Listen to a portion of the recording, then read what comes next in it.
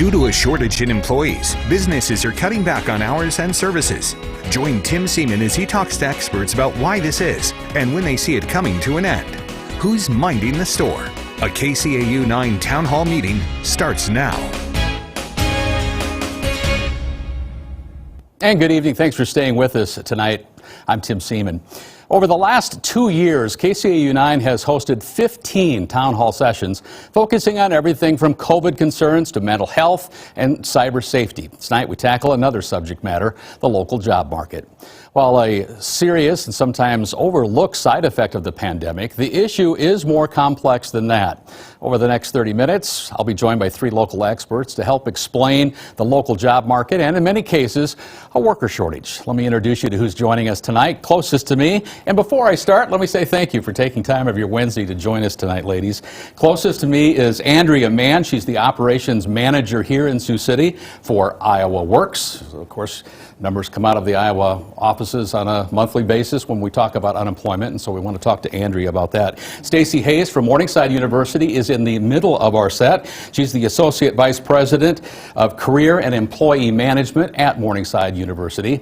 And rounding out our group today is Brandy Riddell. She's Human Resources Manager at Sabre Industries here in Sioux City. And Brandy, thanks to you as well. All of you, thanks for joining us here tonight. Before we go any further, we would like to remind folks at home that we hope to hear from you tonight. If you have questions that you'd like to try to get answered, we encourage you to get to us tonight so that our experts can tackle those questions. You can do it by going to Facebook Messenger. All you need to do is check facebook.com/KCAU9 News. And we'll, of course, try to get those questions answered, as many of them as we can, as we continue over the next half an hour. Let's get started, I guess, tonight briefly, just with each of you. I'll just throw this out to you. How would you describe the current job market here? And we're talking about Sioux City, but Siouxland in a whole, I guess, a little bit. But we'll just go around the horn real quick. Andrea, how would you sum that up right now, I guess? Yeah, at Iowa Workforce Development, we know that more Iowans are coming back to work. But as of December 5th, there was over 80,000 jobs posted on iowaworks.gov. So there are a lot of openings and not necessarily enough people to fill them. It's been a bit of a routine in the last few months, that same scenario. Stacy? So we've definitely seen a market increase in the amount of employers that are looking for both current students as well as recent or upcoming graduates. And we've actually seen an increase in employers asking us about alumni as well. And go ahead. Yeah, from Sabre Industries' perspective, as an employer, you know, I have to mirror what Andy said, and it's very competitive out there. You know, there's a lot more jobs than there are job seekers right now, and so it's been very competitive. Which you would think would make it great for the job seeker. You know, there were days where it was hard to find that job, but we'll dive into that a little bit as we go. Unemployment, of course, is usually referenced when you talk about the situation, and numbers of people looking for work is the target, but the numbers don't always tell the story. We want to check out what the latest unemployment numbers were before we go any further on that. And these are roughly a month old now, as new numbers will come out here coming up yet this month. Here, the latest numbers from November for Nebraska, the Cornhusker State with the lowest unemployment rate now, 1.9%. In South Dakota, the number is 2.8%, slightly higher, but still very low. And here in Iowa, the highest unemployment rate, but most years, most times, a 3.9% unemployment rate would bring smiles to people's faces. Locally here in Sioux City, the unemployment rate sits at 2.5% at last look, and the national rate at 4.6%. Andrea, maybe I'm going to jump back to you because you probably understand those numbers as well as anyone in the room here tonight. So give us, enlighten us a little bit about those numbers that do look so good but yet are troubling. Yeah, you know, those numbers are really in line with pre-pandemic numbers. So what we saw during the pandemic was kind of the perfect storm. It gave people that push to do things that they maybe were considering. So we saw the silver tsunami where those individuals who were close to 65 and ready for retirement took that jump and entered into early retirement. We also saw more people become entrepreneurs than ever before. And we've seen people choose not to go back to the workforce due to childcare issues or other COVID-19 concerns. Those numbers don't take into consideration the folks that just aren't looking for work, that aren't unemployed. I'll throw you a curveball here to get started, but how much higher might those be if all of those numbers were wrapped in there, do you think? Is that a substantial group of people right now? You know, I can't answer that. I'm not sure what that would look like. I think that would be an interesting thing to research. It would be higher for sure, Yeah, but absolutely. to get an exact number might be difficult. Stacy, so I just referenced it a minute ago. If I'm looking for a job, I'm pretty lucky because I get to I'm not waiting for the one, I get to pick what I want. So are college students eager to enter the job market, or right now are they fearful? They really are eager to enter the job market. I think they do see this as an opportunity. And so I think a lot of the students that we're working with are thinking really carefully that they do have a lot of choice in what they're going to take next. And they're thinking about how they want their career to move forward. So we've been very encouraging to them. Always we say you should be looking early and often as you get closer to graduation, but it just seems like there's a lot more opportunities for current students to do internships that are more in line with what they'd like to do later. And we are encouraging our upcoming graduates to look a lot earlier. And in fact, we do already have at least more than a handful of May graduates that have already confirmed employment. We've mentioned the pandemic here, and Brandy, I want to turn to you on that note. Talk about how the pandemic specifically affected you, over these last 2 years. And then I'm just curious how that lags into today's world where, a new variant has been announced, but yet we seem to be moving closer and closer to getting back to life as normal. So how did the pandemic hit Sabre Industries? Yeah, it's really a delicate balance. Sabre Industries is an essential employer.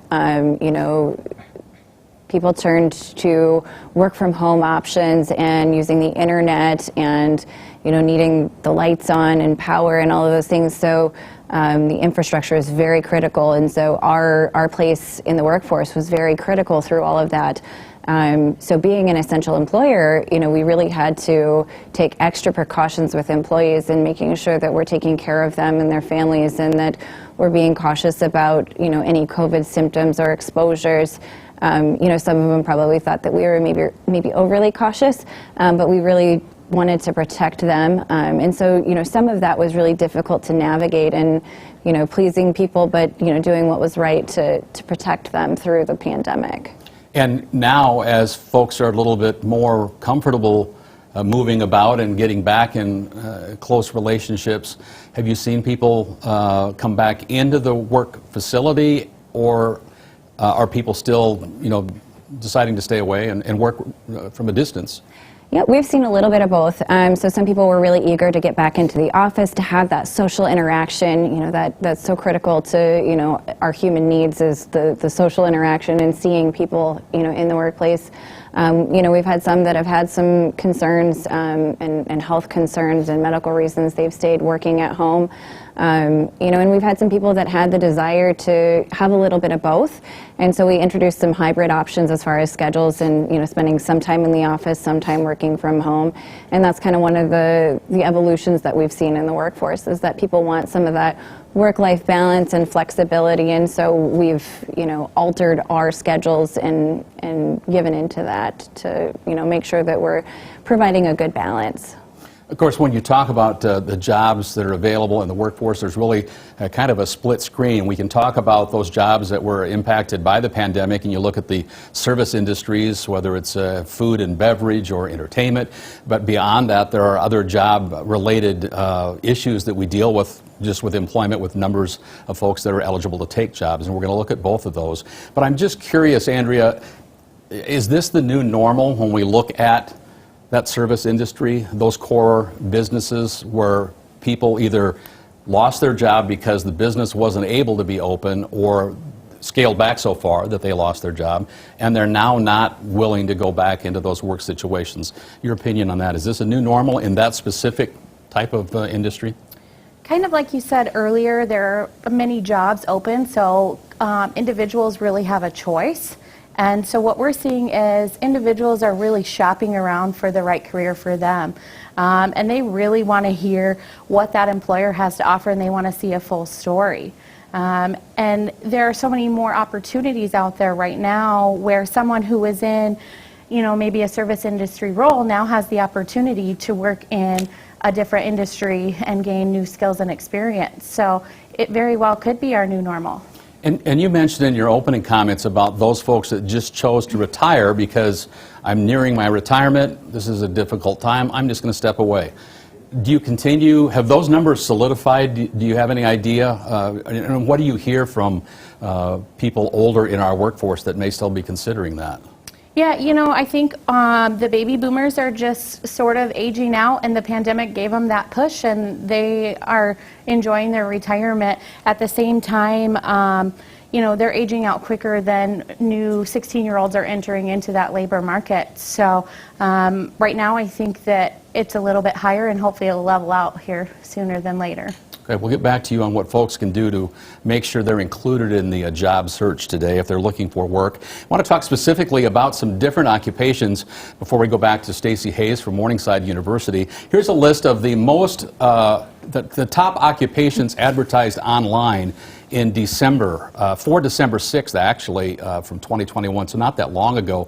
And not surprisingly, the medical field is heavily weighted here. Registered nurses with more than 5,000 advertisements on the 6th. Nursing assistants is included, as well as licensed practical and licensed vocational nurses, along with retail salespeople and customer service representatives, some of those areas that we have talked about tonight. So Stacey, I'm a student. I really have as much power looking for a job right now, and I'm going to get to Brandy as well because I know you've had to become more aggressive in what you offer a candidate. So do you find students today, are they willing to go say, if you want me, you're going to have to do this for me, besides just pay me? So I think even prior to the pandemic, college students are of the generation where I like to say they're risk averse from a professional standpoint. They like to know exactly what the job is, what those expectations are going to be, and how that's all going to play out. And so if you're an employer and you're posting a job with us and you're saying, I need a retail person, and that's all that there is, there's going to be very few students who are going to move forward on that. So they want to know more about what there is. In addition to that, they know what the job market looks like now, and I think this generation of students just value their time a little bit more than previous generations did, and so they feel like they deserve a little bit more. So they want to know, what's the wage going to be? If I'm going to leave campus to go do this job that takes away from my studies, what's going to be the payoff for that? In addition, we're finding that students in this generation really relate to other things that the employment environment can offer. So, you know, what's the culture like there? Is there a flexible work environment? Can the student do some of the work from home or on campus? And they're really trying to figure out what are going to be the best opportunities for them that's going to give them the experience that they need, but also allow them to really flourish and focus on their time as students. Before I go to Brandy to let her explain what they're doing at Sabre to try to increase the attractiveness of those jobs, do you, what would you say to an employer? Like, you better do this, or from what we see, you're going to get shut out. I always try to advise employers that it's really important to really flesh out those job descriptions. Talk very specifically about what you're looking for that student to do, and if you're flexible, let the student know that. On our end, we're advising students, if you see a job that you think might be a good fit but doesn't include everything you want to do, see if you can job craft it. Can you add something to your job description? Could you take over their social media if that's something that you have interest in?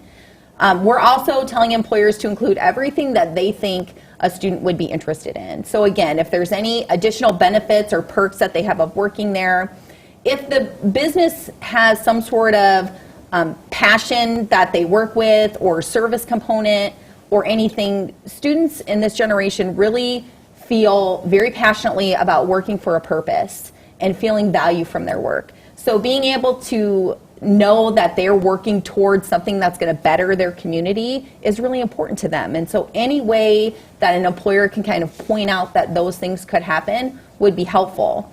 We also really strongly recommend that employers get involved. For us, it would be on campus, but I would also say this could work for employers in the community.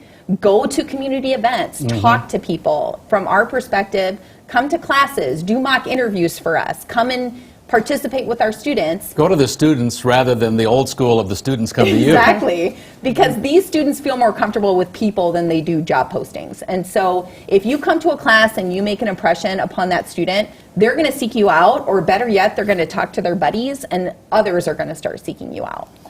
Randy, I talked to somebody the other day, and they said that they were comparing the job market right now to the college football recruiting circuit. One coach throws out this with this, and you can play, and somebody else will try to one-up it. In the manufacturing industries right now, in the professional service industries, you can see the billboards. One's got a $5,000 bonus, and the next day somebody else has a $10,000 bonus. How difficult is that for an employer, and what are you doing at Sabre? Yeah, it's extremely difficult. Like I said before, it's very competitive. Stacy hit the nail on the head. We're interacting with the local schools. The inflation of wages around the community and the sign-on bonuses and all of the add-ons have skyrocketed over the last year. It's unprecedented. And so, we've adjusted our pay scale to be competitive within the industry. And as far as manufacturing and welders go, I mean, we've always needed welders. We've always needed to hire welders, and that need has only deepened throughout the pandemic. And so we've created training programs. So we'll teach somebody, we could teach you. You may want to take another look at that. No, but we teach people that have no welding experience whatsoever, have never even seen a welder in their life, and they come in and we teach them to weld, and we're really big on promoting within. We don't have people lining up at the door, and so we create opportunities. We use a skill-based pay program, so as they deepen their skills and they learn more and we teach them more, they increase their pay and their title throughout the company. And so we've had people that have moved up very quickly, within a year or two, from coming in, learning to weld in our welder trainee program, to being a supervisor over some of those employees. And so we've really had to take a good look at our training programs and teach people the things that we were hiring before. On that same subject, how difficult is it right now, or do you find challenges in keeping workers once you have found the right person, and they've come in the door? Is there a challenge to keep them? And I don't mean just in Sabre, but I mean in manufacturing or big business as a whole, do you think? Yeah, absolutely. It's difficult, in business as a whole, any businesses, right? The employees have more options than they've ever had, and so they can be extremely picky about what they want. And if they're unhappy about something, they can take off and have a job offer down the street, in an hour. Just on that same note then, so what would you say to someone in the job market, or not in the job market, but currently in the workforce? Encourage them to, if you've got a question, come talk to us, or what would you say to somebody to try to prevent that gap from widening, I guess? Yeah, I mean, all of the employers out there, they want to work with their employees. They want to create an environment. They want to keep their people there. And so, people in the market that are upset about, any conditions at work, I would say go talk to somebody, let the employer know the issue. Employers are very busy trying to, make all of these things happen that sometimes they don't realize there's a problem. And so give them the chance to fix it. Let's take our first Facebook question tonight, as folks have been getting in contact with us with questions from home.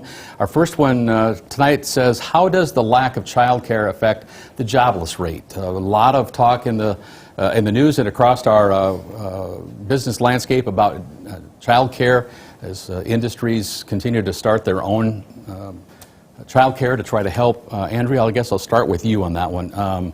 What do you hear from folks looking for work? I'm guessing that's one of those questions they ask is, what about child care? Yeah, so prior to the pandemic, Iowa had the most two-person working families.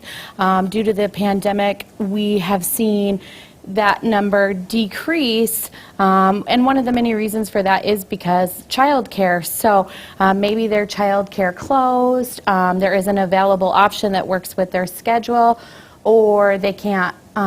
They've chosen not to pay that bill and just work off of one person's income. Go ahead. One of the governor's initiatives right now is the Child Care Challenge Grant, and that was created to kind of overcome some of these barriers to get more individuals back into the workforce. So for more information about that, you can visit futurereadyiowa.gov. I wanted to ask you, you mentioned the governor. I had a question I wanted to ask you about that as well. Back in June, the governor decided to not take any more unemployment benefits from the from the federal government. Not asking you to comment on her decision, but how has that impacted what you see on a daily basis? It doesn't appear to have impacted things very much. Yeah, research shows that the extra benefits did not really impact whether or not people went back to work. Okay. Stacy, let's turn to you one more time here as we get in the back half. We'll start to wind down in our half hour here. Students today, as far as leaving college, have a lot of opportunities. How does that also backroll into them coming to a university or a college, do you think? Well, college is expensive, and parents as well as students want to know that they're going to get a value for their money. And so us being able to say at Morningside that we have great relationships with our alumni, with community partners, we have a motto that says experience matters, which means that we are training students from the minute that they get on campus, not only for their technical field, but also for those transferable skills that they're going to be able to sell to an employer, problem solving, communication, everything like that. Those students want to know that once they spend that money, they're going to be able to get the kind of job that they want to get. And so it's an important question, and we never shy away from it because it is a question that you should be asking as a stakeholder, for sure. On that subject of education, once a stigma that a person needed a 4-year degree to find success in a career. It's really no longer the case. Skilled workers are needed across our landscape. Manufacturing, of course, right at the top of the list. Sioux City Community School District's Career Academy is one tool for both students and employers. We recently asked Academy Principal Katie Towler how she sees the Academy providing help to the local workforce. When we look at our programs, really each year we kind of look at labor market data, talk to our community partners. We find out what is it that we need in Sioux City or in our region, and how can we help kids kind of find their niche when they're in high school that maybe leads to one of those careers. So that's kind of how the Career Academy concept started here. Our enrollment in our welding and auto mechanics and auto body courses just continue to increase every single year. So I think students are seeing that there's a future for them in those pathways. Now we've got to make sure that everybody in their corner understands that too.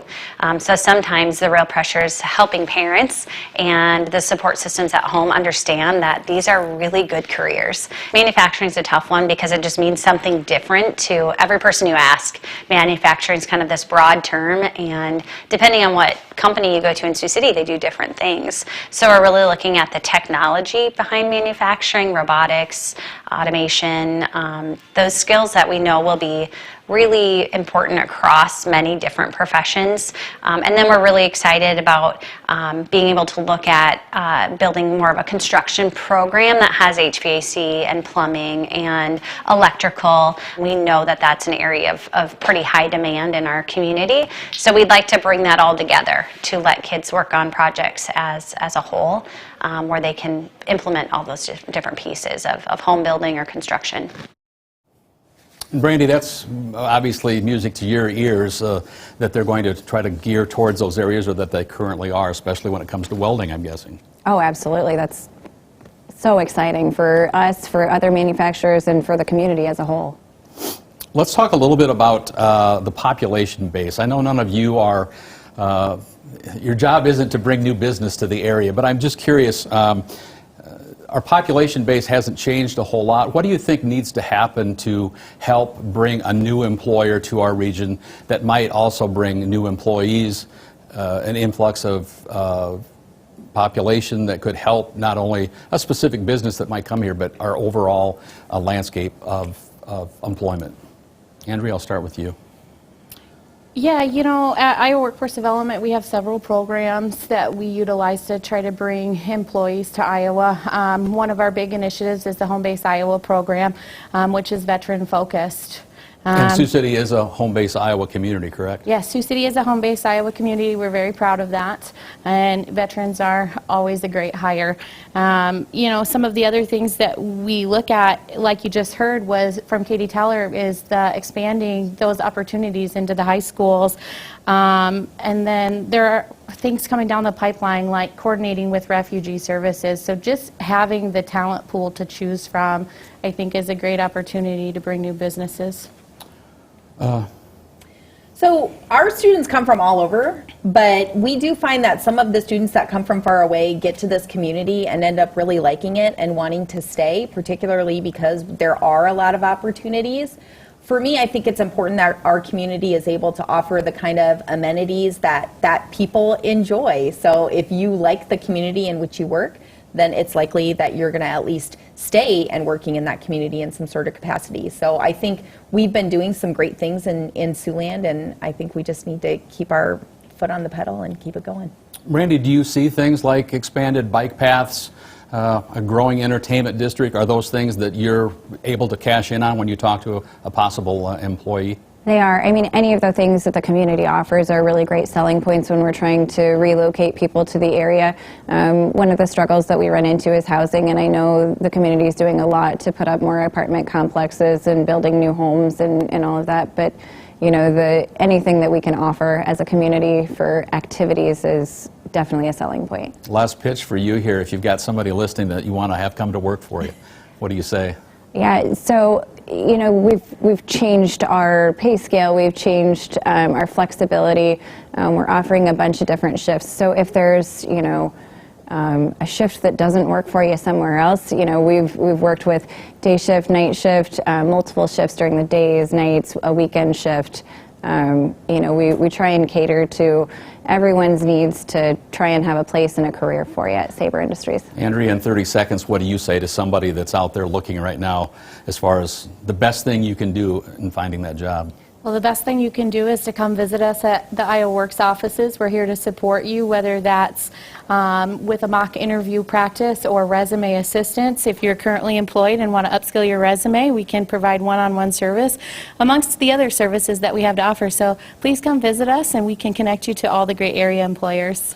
Well, I know we all are hoping that we're on the upside of the search for new employees across Siouxland, and that we're on the downside of a pandemic, and that there are brighter days ahead and more jobs out there to be taken, that's for sure. I want to thank Andrea Mann, Stacy Hayes from Workforce Iowa, Stacy Hayes from Morningside University, and Brandy Riddell from Sabre Industries. Thanks for being with us here tonight.